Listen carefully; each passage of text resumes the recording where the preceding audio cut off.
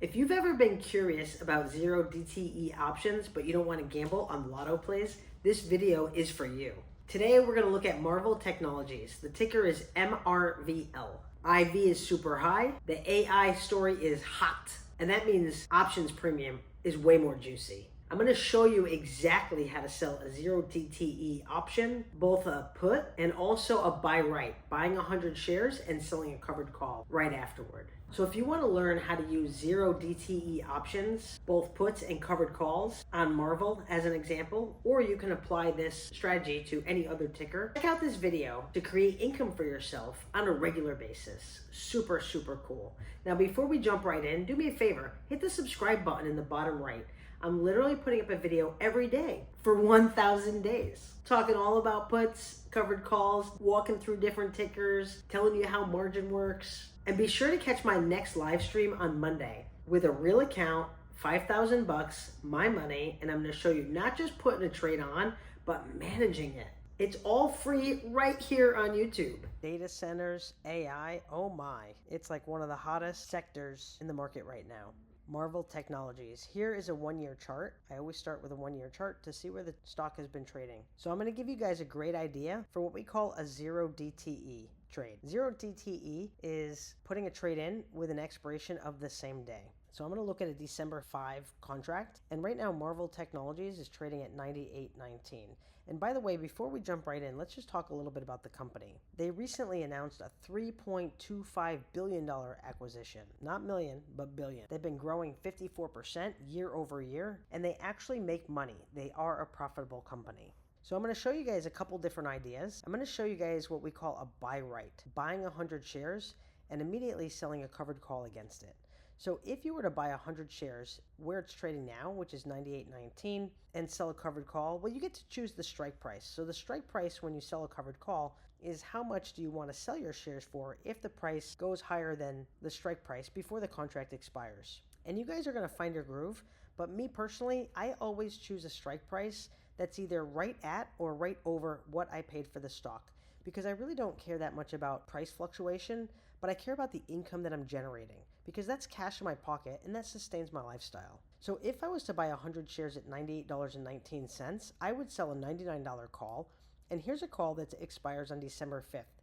So right now this video is being filmed on Thursday, but it's after market close. So you only have one full day until this expires. And this contract last traded at $202. So here's the thing, guys. $202 gets dropped into your account right away, and you keep that no matter what happens. If Marvell closes above $99, well, that's cool. You sell your shares, and you made a few pennies there because you bought the shares for $98.19 and you sell them for $99. But the important part is you're going to make $202 for the day. Now, in this case, you'd be putting up $9,900 if you're not using margin. So if we're calculating our rate of return, we're dividing the income that we generate, $202, divided by 98.19, because that's what we would put up for purchasing 100 shares. And we're making 2% for literally a one-day hold. Now, here's the great part about selling covered calls and options in general. If Marvell closes under $99 on Friday, the contract will expire worthless. You keep the shares, and then you sell another call next week. Now, just out of curiosity, let's take a look and see how much the calls are going for December 12th. Well, the $99 call for December 12th last traded at $350.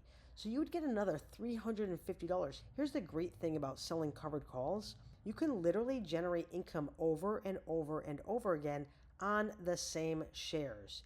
It's incredible. Now, I'm also going to show you selling a put on the same stock. Now, when you sell a put, you don't need any stock shares. You just need cash in your account to cover in case you have to buy the shares if the stock closes below the strike price before the contract expires. Now, usually when I'm selling a put, I'm choosing a strike price that's kind of far away from where it's trading now. That way, it's less likely that I'll get a sign. Because if I can drive income off of cash in my account, that's significantly better than driving income off of having to hold shares. So just as an example, if I was to sell a $95 put, what I'm doing is this. I'm collecting premium, and by the way, this contract last traded at $77. So $77 gets dropped into my account right away. I'm committing to purchase 100 shares at $95 per share if Marvell trades under 95 before the market closes on Friday, December 5th. If it doesn't trade under $95, I don't buy the shares, but either way, I keep the $77. And let's take a look at our rate of return. If we're collecting $77 and we're committing 9,500 to make the trade, well, we're making about 0.8%. But again, that's for 1 day's time. If I wanted to, I can go a little bit more aggressive or I can go a little bit more conservative. If I wanted to go a little bit more aggressive, I can go a little bit closer to where the stock is trading. So for example, I can sell a $96 put. That last traded at $111. So $111 gets dropped into our account right away. We're committing to buy 100 shares at $96. So our commitment is $9,600. And now we're making 1.1% again over the same 1 day time frame. If I wanted to go more conservative, I can, let's say, sell a $90 put, although that's not trading for very much money. As you can see, it last traded for only $6.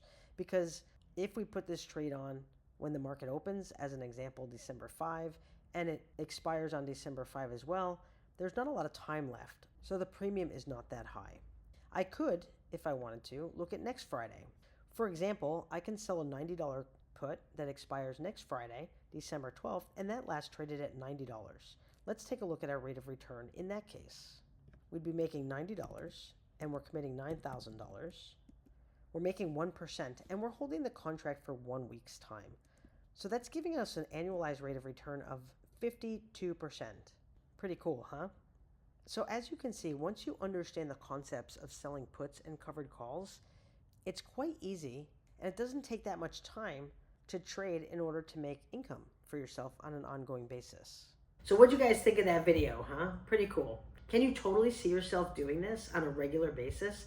Listen, all you need is like 15 minutes a day, and you can literally change your life. You can create some side income, or if you're really serious, you can replace your income. Happy trading.